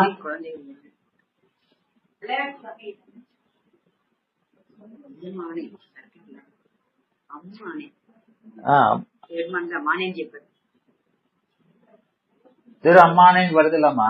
அம்மானைனா என்னதுன்னு கேட்டேன். அது விளையாட்டு, ஒரு வகை விளையாட்டு சொல்லுவாங்க. அது ஒரு விளையாட்டு, மகளிர் அது அந்த கல்லை தூக்கி போட்டு விளையாடுற ஒரு விளையாட்டு. மகளிர் விளையாட்டு. அது யார் விளையாட்டு? மகளிர் விளையாட்டு இல்லையா? அந்த மகளிர் யாரு? ஆன்மாக்கள். மகளிர்ங்கிறது ஆன்மாக்கள். அப்போ அந்த மகளிர் விளையாட்டுல அந்த கல்லை தூக்கி போட்டு பிடிச்சு, அப்போ இது பாடிட்டு இருக்காங்க. என்ன செய்யறாங்க? பெருமான் புகழை பாடிட்டு இருக்காங்க. பாடிட்டு இருந்தாலும் இவங்க பாட்டுல இருந்தாலும் இந்த இதுல ஆமா அதை தூக்கி தூக்கி போடுறது வினை வழி அவன் செலுத்துறது. பெருமானே வினை வழி நீ என்ன செஞ்சாலும் எங்க கருத்து பூரா இதுல இருக்குது. ஆமா அதுல இருக்குது. அதனால நாங்க அதுல இருந்து கீழே விழுந்துட மாட்டோம், உன் திருவடி பட்டில இருந்து விலகிட மாட்டோம் அப்படின்னு சொல்றது. புரியுதா? ஆமா. அதனால அந்த சூடுவேன் பூங்கொன்றை சூடி சிவன் திருத்தோள் கூடுவேன் கூடி முயங்கி மயங்கி. கூடி கூடுதல் என்னது? கேட்டல். கேட்டல். முயங்கி சிந்தித்தல். மயங்கி தெளிதல். ஓ மயக்கம் தான் தெளிதலா? ஆமா அவனிடத்துல மயக்கம் தான் தெளிதல். உலகத்துல மயக்கம்ங்கிறது அது என்னதுமா? அது அறியாமை இல்லையா? இறைவன்கிட்ட மயங்கிறதுங்கிறது அறிவு. விளக்குதா? ஆமா. கூடி முயங்கி மயங்கி, அப்படி அதுல மயங்கி செயலற இருக்கிறது தான் ஆனந்தம். அப்போ அந்த அந்த இதுல சொல்றாரா இல்லையா? அப்போ இந்த பெண்ணானவள்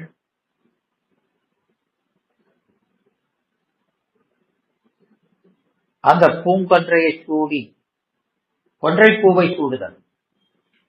பூங்கொன்றை மாத்திக்கணும் கொன்றை பூவை. கொன்றை பூ என்னது?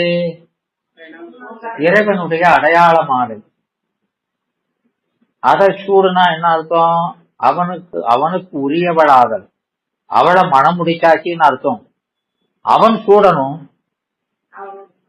அவன் மேல் இருக்கிற காதல்னால நாம என்ன செய்யறோம்? அவனுடைய பூவை நாமே சூடிக்கிறோம். சூடி நம்மையே அவனுக்கு உரிமையாக்கி கொள்றோம். விளக்குதாமா? ஆமா. அப்படி அந்த உரிமை கொண்டதுனால அந்த உரிமை பற்றி அவனோடு கூடுதும். உரிமை இல்லாதவன் கூடுனா அது வேசி இல்லையா? ஆமா இது நேசி. என்னமா? தழுவி தழுவு. அதான் சிறப்பு வகை அத்திபிதம். அதுக்கு பேருதான் என்னது? சிறப்பு வகை அத்திபிதம். கலத்தல், புணர்ச்சி.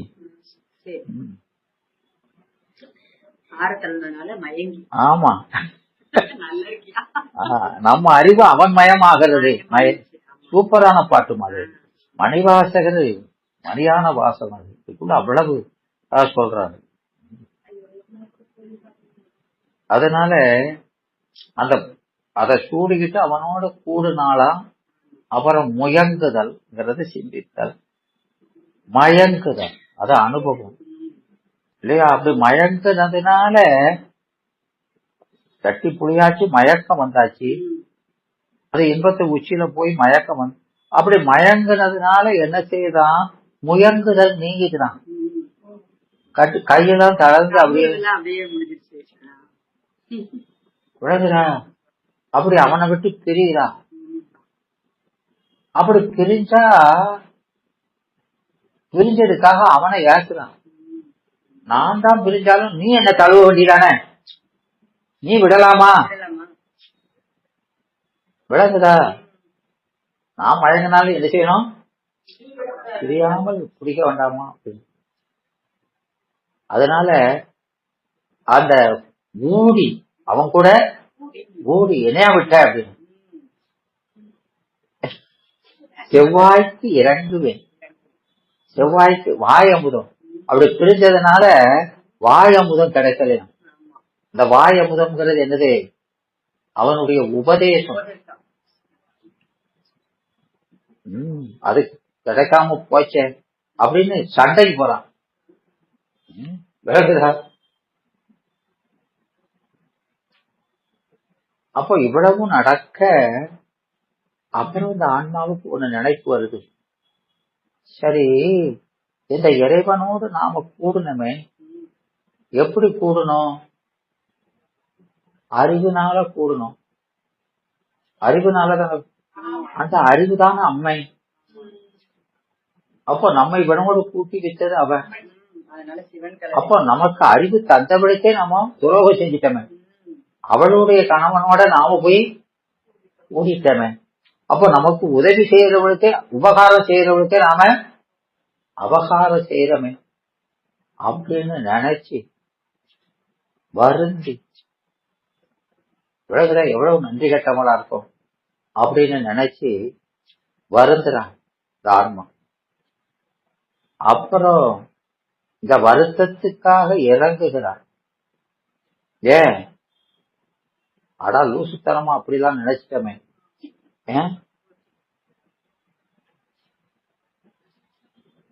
அந்த அம்மா இந்த அறிவை கொடுத்தாளா இல்லையா அவனோடு கூடுவதற்கு? அது நம்ம தாயில, நாம குழந்தை. அவளை போய் நாம என்ன நினைச்சிட்டோம்? நமக்கு சக்கரத்தி மாதிரி நினைச்சிட்டோமே. விளங்குதாமா? சகக்கிழத்திங்கிறது தான் ஒப்ப. அவ எப்போது தாய் தான், பிள்ளை பிள்ளைதான். அவ கொடுக்கிற அறிவு ஏரி புகு நீர்க்கூடம் போல் சொல்ற மாதிரியா. இது கலசம் தான், அது கடல் தான். அவளும் நானும் ஒன்னா. நான் எப்போதும் குழந்தை தான், அவள் கொடுக்க பெருபவன் தான். அதனால நாம அவருடைய மடியில எல்லாம் கிடக்கும். அவள்லாம் விரும்பி குடிச்சுக்கிட்டு இருக்கா, நாமே குடிச்ச மாதிரி எப்படிலாம் நினைச்சிட்டோம் அப்படின்னு நினைச்சு அந்த அம்மா முகத்தை, அதாவது அந்த பாலை குடிக்கிற குழந்தை அது அரை வயது நிரப்புற வரைக்கும் அந்த பால் குடிக்கிறது மட்டும்தான் கவனம் இருக்கு. அவன் கொடுக்கிற நலனை மட்டுமே நினைச்சு, அதுக்கப்புறம் அது தாய் முகத்தை பார்க்கணும் ஆரம்பிச்சு. அதுபோல இப்ப அம்மா வயிற்று முகத்தை பார்க்கறது பார்த்தா அது சந்தோஷம் மலர்ச்சியோட இருக்கு. பாலை குடிக்க குடிக்க அந்த அம்மாவுக்கு மகிழ்ச்சி. அவெல்லாம் விரும்பிலாம் குடிச்சுட்டு இருக்கான் அப்படின்னு அவள் நானுதான். இந்த குழந்தை என்ன செய்யறான்? அவள் இப்படியெல்லாம் நினைச்சமே, நான் தாய் விரும்பிலாம் ஊட்டுதான் என்று அதை நாணி நிற்க, அந்த தாய் இதை நன்றாக உண்டு வளர்ந்தால் உன்னை அணைப்பதற்கு உன் அப்பன் வருவான் அப்படி சொல்ல. அந்த பாட்டு ரொம்ப அருமையான ஒரு பாட்டு இல்லையா? அதனால இந்த சிவ அனுபூதிய, அந்த சிவனுடைய செல்வத்தை நாம் அனுபவிக்குமாறு யார் கொடுக்கிறது? ஆமா, அவன்தான் கொடுக்கறான். அது நம்முடைய அனுபூதி ஆகும். அவனுடைய செல்வத்தை ஆமா அந்த தாய் அனுபவிப்பு. அதனால அவளை உண்ணாமுலை அம்மைகள், அவளை என்ன சொல்றோம்? அப்போ அந்த அவளுடைய பால் பூரா இந்த குழந்தைக்கு தான், அந்த இன்பம் பூரா இந்த பிள்ளைக்கு அப்படின்னு நினைக்கிறாங்க இல்லையா? அப்போ அவளுடைய கருணையினுடைய எல்லை எப்பேற்பட்டதா இருக்குது, விலகுதாமா? அதனால அந்த சிவனுடைய பூதியெல்லாம் யாருக்கு வருது? கொடுக்கிறது அம்மைதான், கொடுக்கிறது அம்மைதான் என்பது. அதனாலதான் அந்த முக்கியில அடியே நடுவும் இருவீரும் இருக்கும் இல்லையா? அப்போ அம்மைக்குள்ள நீ இருக்க, உனக்குள்ள அதெல்லாம் சிறப்பு இல்லை. ரெண்டு பேரும் தனித்தனியா, என் கூட ரெண்டு பேரும் சேர்ந்து இருக்கிறது தான் சிறப்பு. அப்போ உனக்கு கூட அவ்வளவு பெருமை இல்லை, அம்மைக்கும் அவ்வளவு பெருமை இல்லை. ரெண்டு பேருக்கு இல்லாத பெருமை யாருக்கு இருக்கு என்று தன்னைத்தான் ரொம்ப உயர்த்தி இல்லையாமா? ஒருத்தருக்குள்ள ஒருத்தர் இருக்கிறது பெருசு இல்லை, ரெண்டு பேரும் என்கிட்ட இருக்கிறது தான். எனவே நான் அந்த முக்கியில இந்த சிவானுபூதி அனுபவிக்கும் பொழுது எனக்குள்ள அறிவும் ஆனந்தமா ரெண்டு பேரும் இருக்கீங்க, அப்ப நான் தான் பெருஞ்செல்வன் அப்படின்னு அப்படி சொல்லுறதா இந்த சொல்றாரு. அதுதான் இந்த 11ஆம் சூத்திரம். விளக்குதா? இந்த தொடர்ச்சி நாம அடுத்த வகுப்புல பார்க்கலாம் என்று சொல்லி வாழ்த்தும் பெருமரபு வாழ்த்தும் வான்வியல் வளாது வேகம் அடிவளம் சுரக்க மன்னன் போன்முறை அரசு செய்க குறைவிலாது உயிர்கள் வாழ்க நான்மறை அறங்கள் உங்க நல்தவம் வேள்வி மல்க மேன்மைக்குள் சைவ நீதி விளங்குக உலகம் எல்லாம் மேன்மைக்குள் சைவ நீதி விளங்குக உலகம் எல்லாம் மேன்மைக்குள் சைவ நீதி விளங்குக உலகம் எல்லாம் கைலாய பரம்பரையில் சிவஞான பூத நெறிகாட்டு வெண்ணை பயில் வாய்மை மெய்கண்டான் சந்ததி போர் மெய்ஞான பானுபாகி உயிலாரும் பொழில் திரு ஆவணத்துறை வளர்ப்பு நமச்சிவாய தேவன் கைலாதி மரபுடையும் திருமரபு நூலூடி தலைகமாதோ திருச்சிற்றம்பலம்.